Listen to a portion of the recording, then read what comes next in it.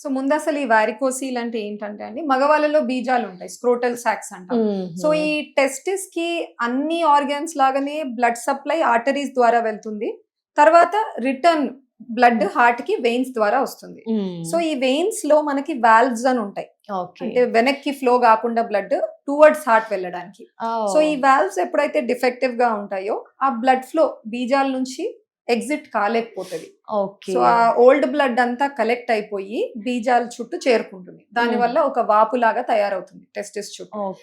దాన్ని మనం వారికోసీల్. వాల్వ్స్ దగ్గర ఎందుకు బ్లాక్ అవుతూ ఉంటాయి? ఎందుకు ఆ ఛాన్సెస్? అది వాల్వ్స్ కి రీజన్స్ లేవు, మోస్ట్లీ వాల్వ్యులర్ ఇన్సఫిషియన్సీ అంటాం. వారికోస్ వెయిన్స్ లాగా ఇప్పుడు మనకు లెగ్స్ లో కూడా కొంతమందికి వెయిన్స్ చూస్తూ ఉంటాం. సేమ్ జనరల్ పాపులేషన్ లో యాక్చువల్ గా అందరికి మనం టెస్ట్ చేస్తే, స్కాన్స్ చేస్తే ఒక 15% వరకు అయితే కనబడుతూ ఉంటుంది వారికోసీల్ ఉంది అని చెప్పేసి.